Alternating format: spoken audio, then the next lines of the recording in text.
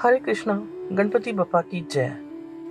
हिंदू धर्म में भगवान श्री गणेश जी को प्रथम पूजनीय माना जाता है और वे सभी गणों के स्वामी हैं। गणेश भगवान की पूजा करने से न केवल सुख समृद्धि बल्कि ज्ञान की भी प्राप्ति होती है। किसी भी नए काम की शुरुआत गणेश भगवान का नाम लेकर की जाए तो वह कार्य हमेशा सफल होता है। हर दिन भगवान गणेश की पूजा की जाती है, लेकिन सप्ताह में बुधवार का दिन उनकी पूजा के लिए विशेष माना जाता है। भाद्रपद मास का शुक्ल पक्ष गणेश भगवान के जन्म से जुड़ा बताया गया है। इसी मास की चतुर्थी तिथि पर भगवान गणेश जी का जन्म हुआ था, इसलिए हर साल इस तिथि को उत्सव के रूप में मनाया जाता है, जिसे गणेशोत्सव कहा जाता है और यह उत्सव 10 दिनों तक चलता है। दोस्तों, सकट गणेश चतुर्थी व्रत करने से घर परिवार में आ रही विपदाओं का नाश होता है, लंबे समय से रुके हुए मांगलिक कार्य पूरे होते हैं और भगवान श्री गणेश महाराज असीम सुखों की प्राप्ति कराते हैं। भाद्रपद मास की चतुर्थी पर श्री गणेश जी की पूजा के दौरान संकट गणेश चतुर्थी की कथा सुनाना और पढ़ना बहुत जरूरी होता है। तो चलिए सुनते हैं 3 महत्वपूर्ण कथाएं। पहली कथा। एक बार देवता बहुत भारी विपत्तियों में घिर गए थे, तब वे भगवान शिव जी से मदद मांगने गए। भगवान शिव के साथ उनके पुत्र कार्तिकेय और गणेश जी भी बैठे थे। शिव जी ने कार्तिकेय और गणेश जी से पूछा कि तुम दोनों में से कौन देवताओं की मदद कर सकता है। दोनों ने स्वयं को योग्य बताया।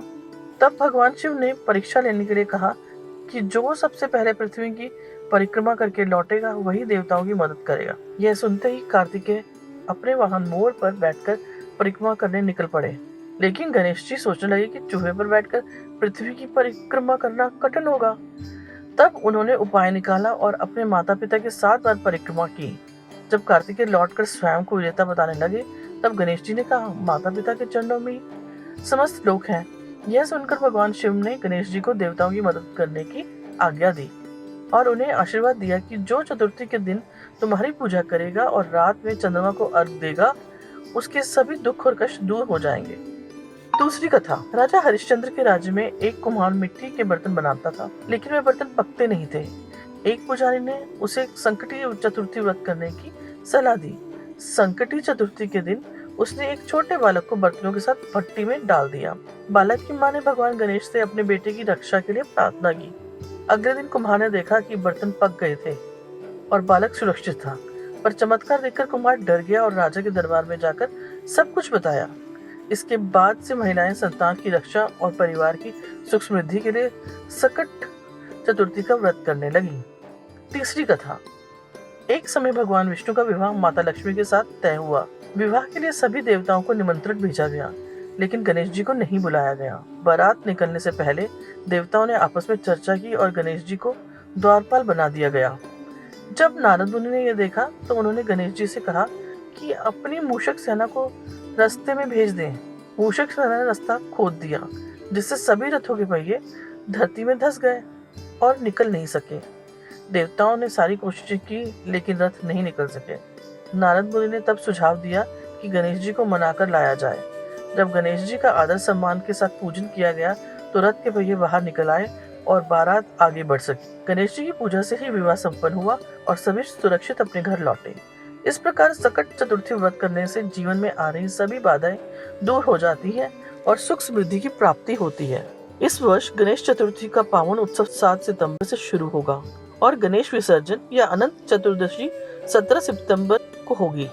गणेश चतुर्थी के दिन भक्त अपनी श्रद्धा और सामर्थ्य अनुसार गणेश भगवान की मूर्ति अपने घरों में स्थापित करते हैं और विधि विधान से उनकी पूजा करते हैं। इस दिन ब्रह्म योग और चित्ता नक्षत्र का निर्माण हो रहा है, जिससे इस तिथि का महत्व और भी बढ़ गया है। पूजा और स्थापना के लिए शुभ मुहूर्त 7 सितंबर को सुबह 11 बजे से दोपहर 1:34 तक रहेगा। गणपति बप्पा की मूर्ति को लोग विभिन्न दिनों के लिए स्थापित करते हैं, जैसे 1.5 दिन, 3, 5, 7 या 11 दिन। हर एक दिन के लिए अलग अलग शुभ मुहूर्त होते हैं। विसर्जन के लिए 17 सितंबर को अनंत चतुर्दशी के दिन सुबह 9:01 से दोपहर 1:04 तक, दोपहर 3:19 से 4:41 और शाम 7:51 से रात 9:19 तक का मुहूर्त रहेगा।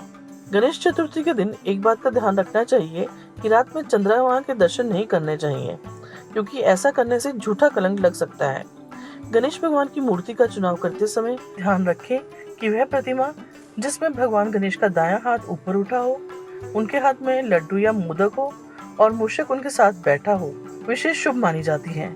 गणेश विसर्जन के लिए भक्त गणपति बप्पा को विषम दिनों में ही स्थापित और विसर्जित करते हैं। 1.5 दिन की स्थापना के बाद अगले दिन मध्याह्न में गणपति का विसर्जन किया जाता है, जो इस बार 8 सितंबर को दोपहर 1:49 से शाम 6:25 तक किया जा सकता है।